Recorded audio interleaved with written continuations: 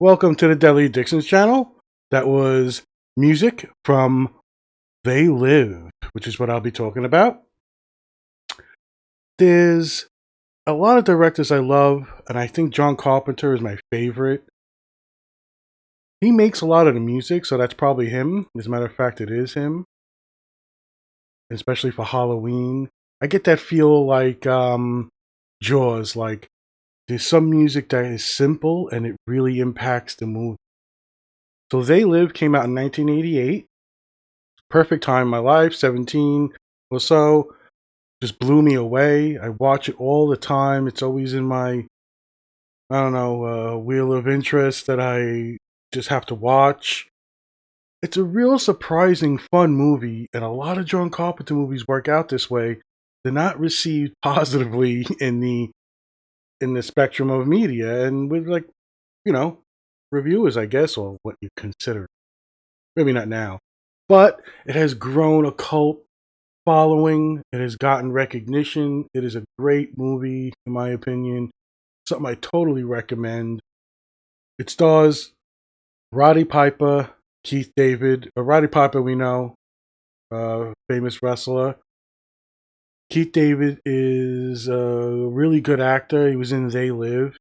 And as a matter of fact, John Carpenter wrote his role for him specifically because he liked working with him on the Thing, and he needed a strong sidekick. He didn't want a regular sidekick. He wanted someone who could hold his own, according to John Carpenter. Meg Foster's in it as I guess the go between. Plots, things I don't like to give away unless I put I'm doing a spoiler or a more deep dive. But basically, this guy, drifter with no job or looking for work, who arrives in Los Angeles. It's Roddy Piper. I think he's called Nada. I think his name. And he goes into the town. Things happen. There's a revelation that aliens are in control of our society, our government, possibly the world. I think if you, I don't know. Yeah, you could say it was a world thing to that effect. But basically, the idea for this came from John Carpenter's love for a writer. There's a short story called 8 O'Clock in the Morning, originally published in 1963, the magazine of fantasy and science fiction. And it was in the tradition of Invasion of the Body Snatch.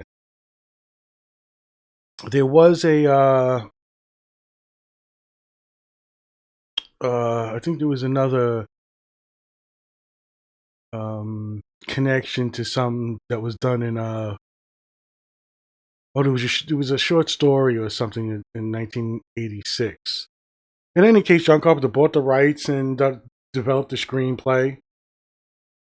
There's a real strong line of humor through the movie, which I really love, and it's themes. It's such a huge political slant. It's really a spin on Reaganomics, and it was done by aliens, and it's got some crazy themes in this movie. It's really, really, really important, I think, in this day and age, and what we're dealing with. We've got a new president who's okay with squashing $15 minimum wage, but he's okay to bomb some fucking country, and it's all just craziness now. Capitalism and the bullshit socialism slants and frameworks that they use to fucking derail what democratic socialism would be, and it's not the same, but they'll make the comparisons. This movie has so much going for it. Roddy Piper is a breath of fresh air, according to John Carpenter. He had met him at like a WrestleMania, but he always thought that Roddy Piper looked like he had life on him. He was, someone who's been through a lot, and it shows. There's, like I said, his love for the actor Keith David. There's a scene in here that goes down in history as one of the greatest fights ever on cinema. It's like a 6-minute fight in an alleyway. Roddy Piper is trying to convince Keith David's character to put the sunglasses on because he's trying to convince him, and he's oh yeah, I think Frank Armitage is Keith David's name, and that's like a thing to H.P. Lovecraft or whatever. But they're in this alleyway, and um, Roddy Piper's got this box of like sunglasses, which is the special spoiler plot reveal. If you put the sunglasses on, you can see the alien's true image. And he's like, I'm gonna put those fucking sunglasses on, and they get into a fight that is fucking awesome. And it's just what you want to see, how it plays out, how it ends, and the aftermath is just epic. I love this movie. There's just, I don't care how many slants you want to put on it. It's not a fucking neo-Nazi bullshit thing. It's just pure fun. It's in the vein of Starship Troopers and movies like that, which are trying to, put a little slant on what's going on with politics and the 80s and Reaganomics. The acting and performances, they're just really, really good. You wouldn't expect it from Roddy Piper, but I was blown away.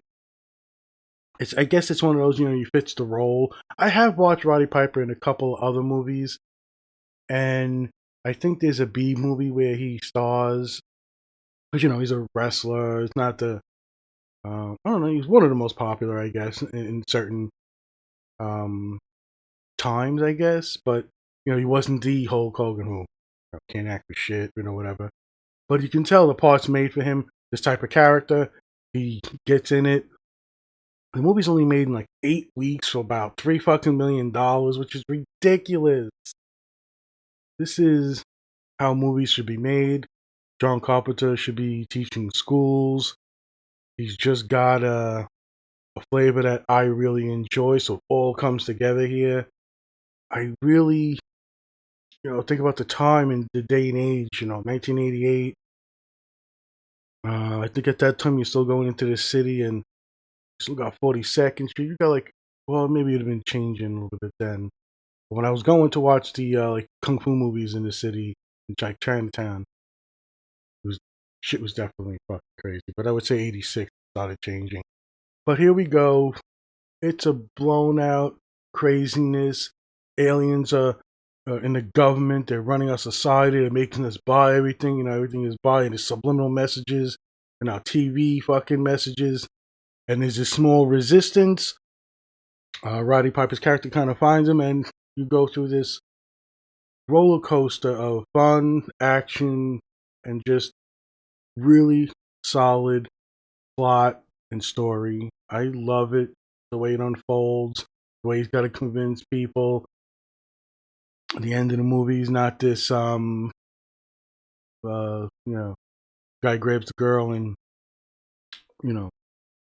go out in the sunset. It's just got a really good feel. And again, John Carpenter, his music in all his movies, I don't know if it's one of those things where he feels like he's the better man for the job. But I think if you understand certain ways of cinema and you're using your music to enhance the feel, not artificially noise bangs and screeches or throwing in the latest pop song that people are going to get when it's not needed. This is how John Carpenter filters his music and leaves an underlying theme in most of his movies that you really get into, that really enhances the movie. And we can talk about his filmography and all the stuff he's done. In my opinion, he's one of the best ever. Yeah, I think if we go objectively, I don't know if anybody's catching up to Steven Spielberg. I love movies. I love Steven Spielberg. But this is the guy, he catches you. He gets your humor. He gets your, what pushes your buttons. That's what they do in these movies. This is such a fun ride. I mean, you can't really wrap your head around Roddy Piper, this guy wearing this skirt in the wrestling ring, who was a great commentator. He was great and talker. He had this way about him, and he just puts it into this role. It just feels like he is, um, it was written for him or it was made for him, and maybe that's why he didn't come up to be The Rock. Well, I think he's really talented in a way for certain things, but he's got a lot more to work with, and he's got way more range in that sense. But got to give this movie a chance. They Live is a fucking joyride for me. It is science fiction and a weird, you know, how it enters popular culture and all the, buzzwords you use in a movie that doesn't really get recognized in the beginning. And then over time, this is a fucking really good movie. Great acting, cinematography, it all works. I love the plot. Just the way it builds on each other. This fucking fight scene, you can't talk enough about it. It's so good. I mean, there's only so much uh, fun you can have in certain points. And the movies that I really love do it right. They got the right pacing. It goes lulls and you get your highs.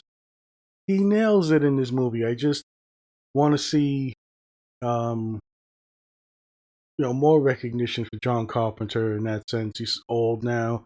He seems like a really nice guy, nice family.